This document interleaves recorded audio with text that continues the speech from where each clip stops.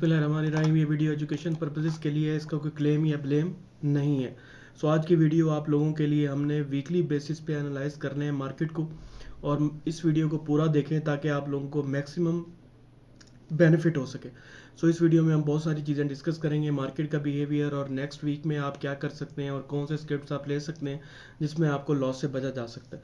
सो पिछली वीडियो में अगर आपको याद हो तो हम लोगों ने ये 12 कहा था कि इंडेक्स आपका प्रॉपर बाइंग पोजीशन पे है, कोई वरी वाली बात नहीं है, और माशाल्लाह इंडेक्स ने रिकवरी की और अच्छा क्लोज हुआ इस वीक में। और अगर हम फिपीलिपी डेटा के ऊपर पहले नज़र डालते हैं कि फिपीलिपी डेटा आपका वीकली बेसिस पे क्या कहता है।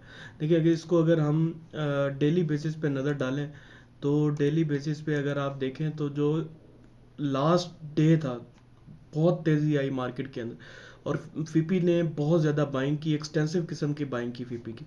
अब फीपी की नेट बाय सेल का अगर ट्रेंड देखें तो ये फीपी की मैक्सिमम बाय है 23 सितंबर से। ठीक है जी, इससे ज़्यादा फीपी ने कभी बाय नहीं किया 5.1 दिन में।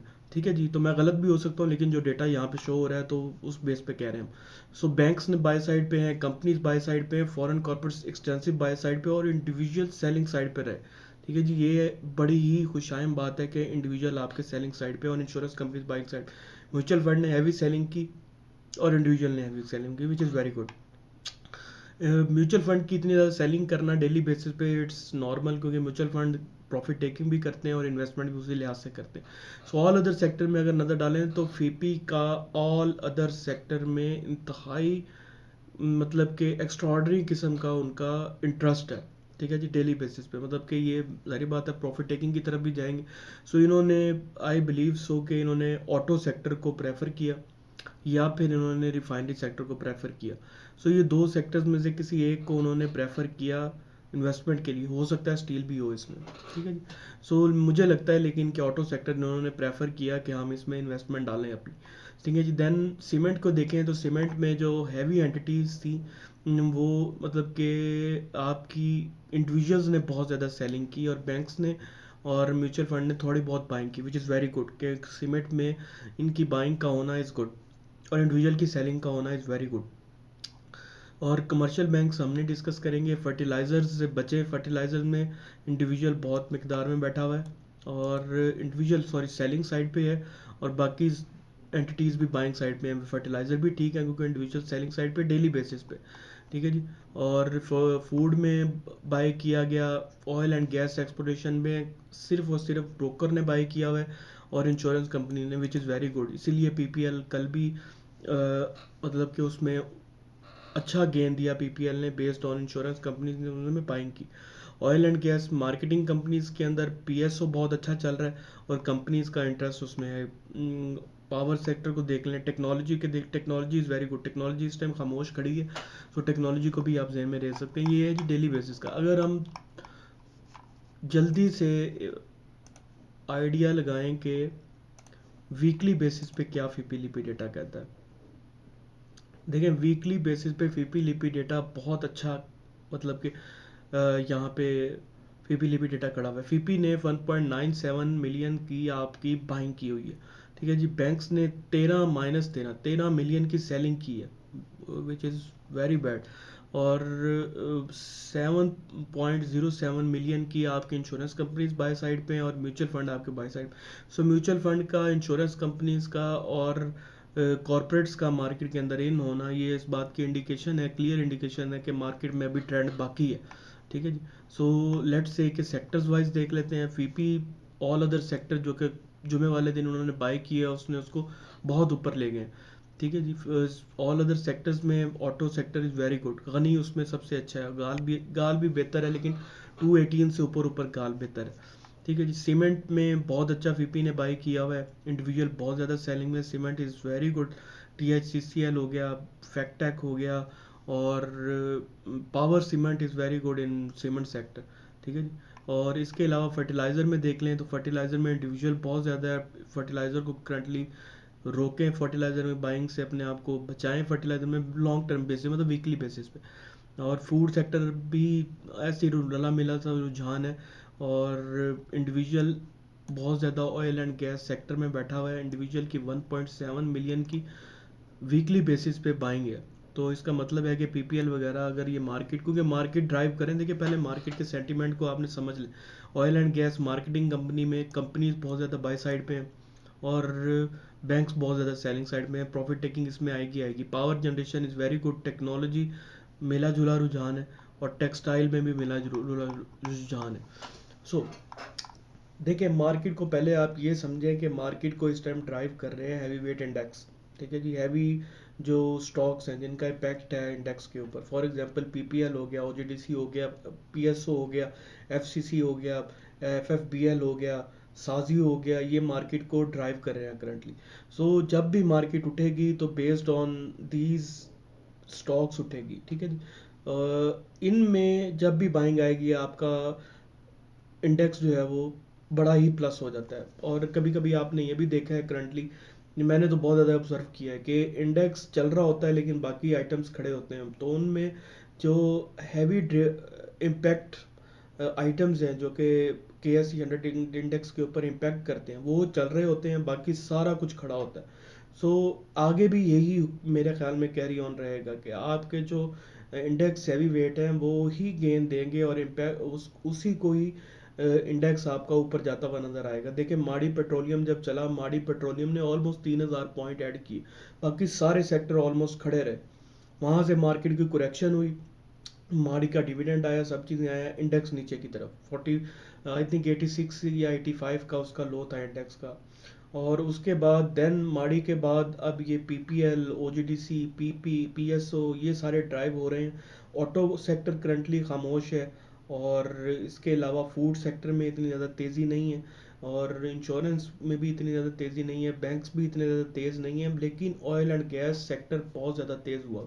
ऑयल एंड गैस, फर्टिलाइज़र ने बहुत तेज़ी देख ली है, और सीमेंट बहुत ज़्यादा तेज़ हुए हैं। तो ये दो सेक्टर बहुत ज़्यादा तेज़ हुए हैं। स्टील में सी सैप ही ज़्यादातर लोगों के रुझान में है। तो जब भी आपने बाइंग करनी है तो इनमें आप बाय करें, ऑयल एंड गैस सेक्टर में बाय करें, और ऊपर आता है तो इसमें सेल कर दें।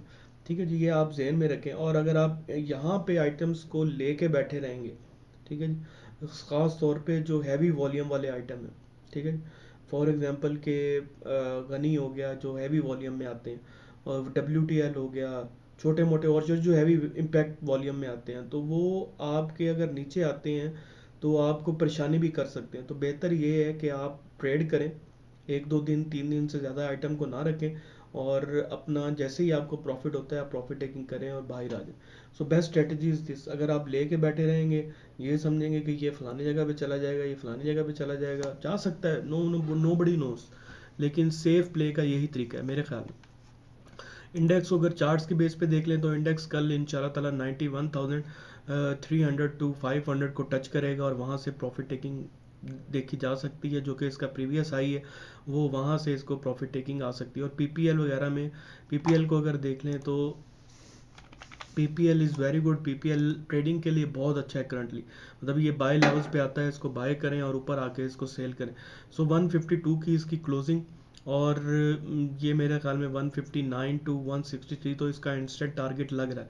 सो ये 157 से 163 के दरमियान में अगर कहीं आपको आता है तो सेल करें इसको। हाँ, 159 से ऊपर क्लोज होता है तो वेरी गुड, इसको लें, मतलब क्लोजिंग के टाइम पे इसको लें, और देन अगले दिन इसको जब ये ऊपर आए तो इसको लाजमी निकालें, इसको प्रॉफिट टेकिंग कर लें। तो लंबा लेके अगर बैठना चाहते हैं, मतलब रखना चाहते हैं तो वो भी रख सकते हैं, लेकिन थोड़े वॉल्यूम के साथ। तो उतना वॉल्यूम लें जिसमें आप एवरेज आउट भी कर सकें, लॉस भी सह सकें, अदरवाइज़ ये आपको गिरा भी सकता है। उसके अलावा अगर हम गनी को देख लें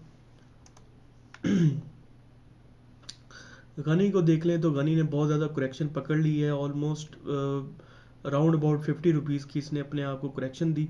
ठीक है, 421 इसका शायद हाई था, 420 से 421, और 367 इसका 366 इसका लो है। तो बहुत ज़्यादा करेक्शन पकड़ ली है गनी ने, गुड पॉइंट है इन्वेस्टमेंट का।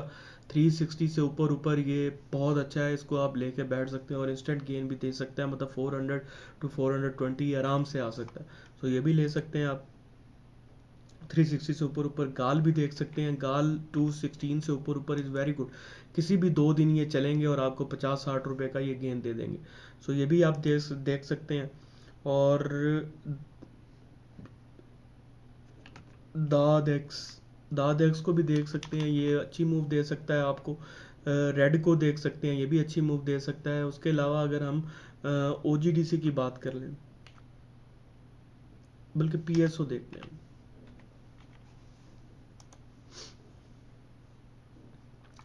सो PSO ने बड़ा ही पिछले वीक अच्छा गेन दिया, ऑलमोस्ट 5% का गेन दिया, मतलब 12 रुपये का इसने गेन दिया।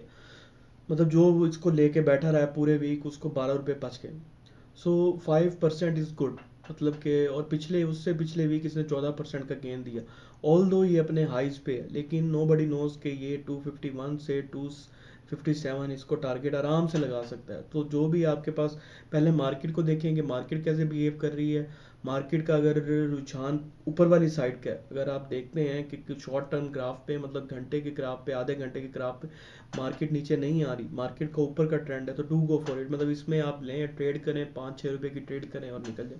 सो इन्वेस्टमेंट के स्क्रिप्ट्स भी हमारे पास हैं, लेकिन हम चूँकि अपने हम प्रीमियम, जो प्रीमियम तो नहीं मैं कहता होता, हम अपने सब्सक्राइबर्स को, जो कि हमारे पास पेड सब्सक्राइबर्स हैं, उनको ही हम डील करते हैं, उन्हीं को ही हम गाइड करते हैं। तो वो भी स्क्रिप्ट्स, ऐसे भी स्क्रिप्ट्स हैं जो कि यहाँ से डबल होने की पोटेंशियल में है। ठीक है जी, यहाँ पे यहाँ से बहुत अच्छा गेन आ सकता है। फॉर एग्जांपल एक मैं स्क्रिप्ट्स आपको शेयर कर देता हूँ, अगर आप लॉन्ग टर्म उसमें इन्वेस्ट करते हैं तो आपका बहुत अच्छा गेन आ सकता है। फॉर एग्जांपल दाद एक्स, ठीक है जी, दाद एक्स बेला वाली मूव दे सकता है। ठीक है जी, बेला वाली मूव दे सकता है 51 से 49 से ऊपर ऊपर, it is in very good zone. और इसका थोड़ा वॉल्यूम है, लो वॉल्यूम है, लेकिन ये आपको मतलब ज़िंदगी का बेस्ट गेन दे सकता है अगर आप इसको लेके बैठे रहते हैं। और 49 से ऊपर ऊपर, लेकिन इससे नीचे नहीं, इससे नीचे ही आएगा तो करेक्शन वाली फेज़ में चला जाएगा। सो अपना ख्याल रखें और अपनी मनी को अच्छे तरीके से मैनेज करें, और बड़े ध्यान से काम करने की ज़रूरत है। जो अच्छे स्टॉक्स हैं उनमें काम करें, प्रॉफिट टेकिंग भी करते रहें, और नीचे बाय साइड पे उसको बाय अगर आता है आपके पास बाय करें, और ऊपर उसको सेल करें, which is very simple strategy.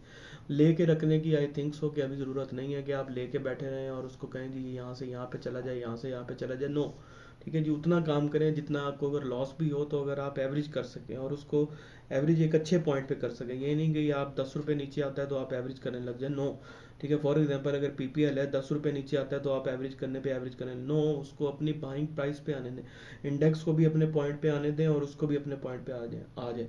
जब वो बाइंग प्राइस आए तो फिर ही आप उसको एवरेज करें। ठीक है जी, उससे पहले उसको 5 रुपये गिरता है तो एवरेज करने लग जाए, या ऐसे कहें जी अब 2-2 रुपये गिरता है तो एवरेज करने लग जाए, नो।